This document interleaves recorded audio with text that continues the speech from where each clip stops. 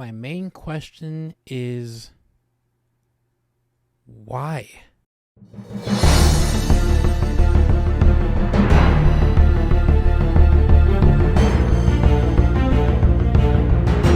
So back in February of this year, Universal and DreamWorks announced a brand new How to Train Your Dragon live action adaptation, which is due in theaters in 2025.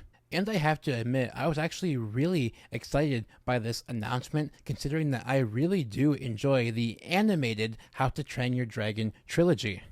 A simple tale of a misfit Viking named Hiccup who lives in the mythical Viking village of Berk, who also befriends an injured dragon that he calls Toothless. And so the Hollywood Reporter broke a couple days ago the casting for this live action adaptation, and honestly, Mason Thames playing Hiccup was a pretty solid choice, not gonna lie. I was very impressed, especially in last year's Scott Derrickson thriller, The Black Phone. I think he's going to do a really solid job as Hiccup. But my main complaint, however, is the casting of Hiccup's love interest, Astrid, and that is Nico Parker. You know, there comes a certain point in time where you just get kind of sick of a particular tactic, and I, for one, am getting really sick of this particular tactic, and that is the concept of the race swap.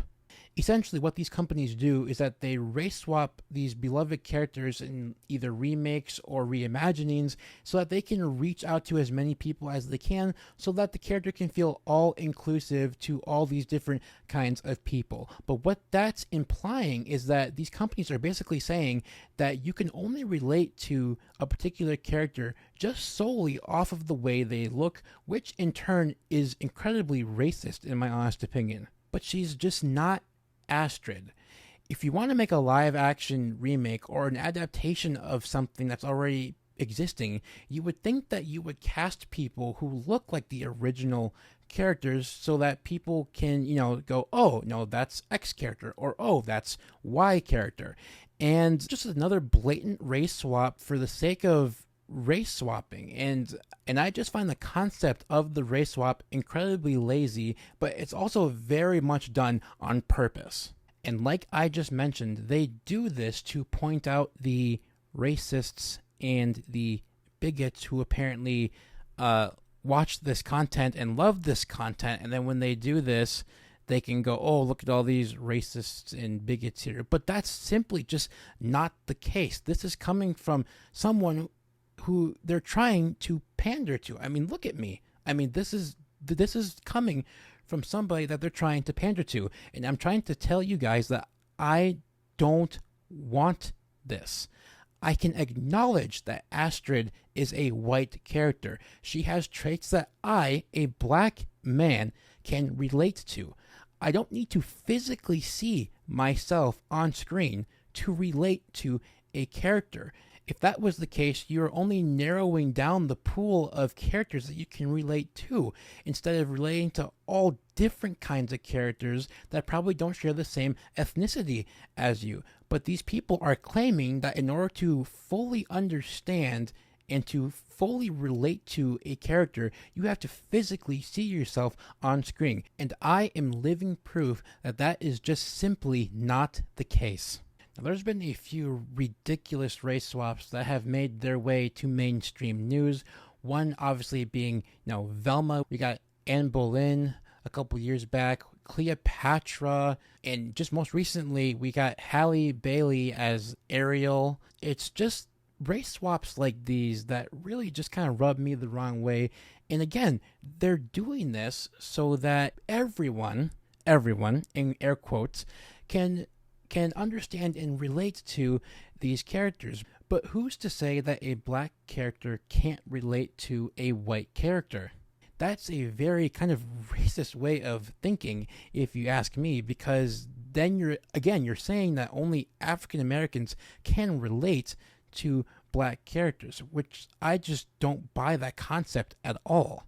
Again, I just find it incredibly kind of racist thinking, and I'm not going to go into like the concept of like segregation, but it almost sounds like it. You know, it's like, oh, only Africans can relate to African American characters, and only whites can relate to white characters, and Asians can only relate to Asian characters, and so on, which is not what it's all about. Movie characters can relate to anyone of any ethnicity. And again, these people are trying to skew that idea and tell you that you can only relate to people of your ethnic race. Another thing that race swapping does is that the race that they're swapping the character to, it makes that particular race look bad. As if we've been begging these companies to race swap these characters for so long, which is just simply not the case. I have no problems watching a movie full of white characters. Why? Because I don't see skin tone. I just see the person underneath the skin. You watch a film or a television series for the character and who they are as a person, not for their skin color. And that's what I cannot stand about these race swaps. And again, I think that Nico Parker probably has some really solid acting chops, but in the end, again, she is just not Astrid. Now, cast somebody that looks like Astrid. Maybe that one girl from The Witcher, Freya Allan, would be a great Astrid. Or someone who looks like Freya Allan from The Witcher would be a great Astrid. And again, no knock to Nico or her acting chops, but she is just simply not Astrid. So those are my quick thoughts on the situation. I can't do anything about it. I just wanted to give my 2 cents on the situation itself, and I just wanted to just, again, reject the notion that I have to physically see myself on screen to relate to a character. And this is coming from someone who they're trying to pander to all the time. And once again, according to my YouTube algorithms, it looks like 96% of you are not subscribed to this channel. So if you like this kind of content and want to see more content like this and other forms of content in the future, be sure to smash that like button. Also hit subscribe while you're at it and turn on the post notifications so that you guys can get notified every single time I post a video. You can follow me on Letterboxd, which is right here. I post all my movie reviews on Letterboxd as it helps me keep track of movies that I have watched, movies that I haven't watched, and movies that I will watch. And I think you guys would benefit greatly from this app and this website if you're indeed lovers of cinema like myself. As always, guys, happy movie watching. Take care.